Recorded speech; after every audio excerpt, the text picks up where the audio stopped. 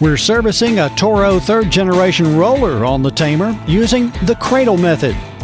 Install a 2.5-inch straight insert, part number RT104, in each end bracket. Instead of using the spring-loaded retainers, use carriage bolts to retain the inserts. Sometimes the surface of these big rollers is slightly damaged with nicks or could be slightly egg-shaped. And as you're sliding the roller in and out, sometimes it wants to catch the insert and pull the insert out of the end bracket. So make sure the retaining bolts are tight.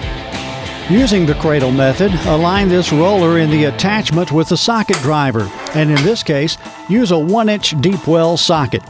Tighten this socket driver to the frame. Use a 1-inch wrench on the opposite end of the socket driver to loosen and remove the end nuts. Once the nuts have been removed, simply drive the shaft out.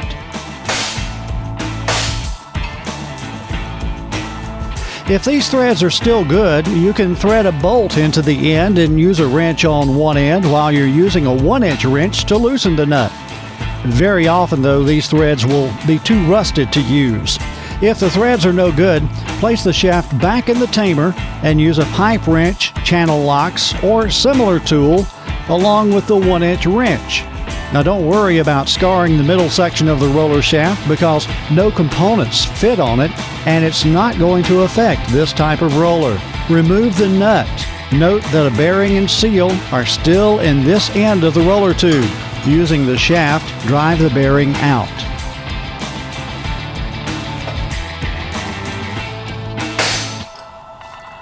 Move the socket driver back and out of the way. This shaft, because of the way it's designed, normally can be reused, even with scarring that may be present near the middle of the shaft. When using channel lock pliers or similar tools, clamp just beyond the end of the threads. Light scarring, again, will not affect the way this roller operates. Slide the 2 new bearings onto each end of the roller shaft. In some rebuild kits, the kits will come with washers and spacers for installation purposes. Instead of using those, use the Roller Tamer Bearing Seal Installation Tool, part number RT112. In this example, we're using 2 of them. Place one on each end so that the flat side is touching the bearing. Tighten until both bearings are seated. Slide the socket driver against the end of the shaft and tighten it. This will keep the roller from sliding back and forth. Use a 1.25-inch wrench and pliers or similar tools to tighten the install tool.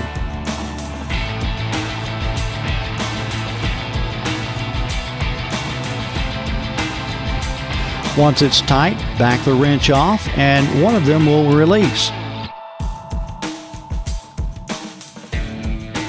To release this other tool, using channel lock or similar tool, place it on the part of the shaft that is just beyond the end of the thread. Again, any scarring in that area of the shaft will not affect the performance of the roller. A suggestion is to swap ends with the roller tube so the pliers can rest against the frame.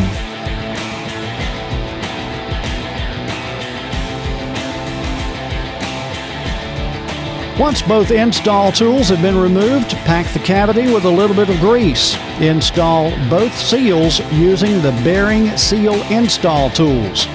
Tighten until both seals have bottomed out.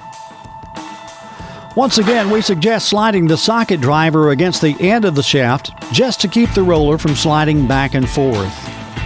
The big advantage of the Roller Tamer is you're not squeezing this roller in a vise, causing it to be distorted. Now remove the installation tools.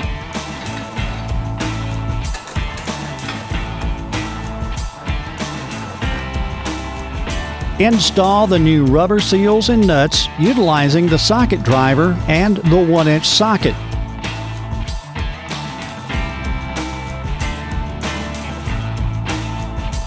As it holds one end, go to the opposite end and tighten the seal nuts to OEM specifications.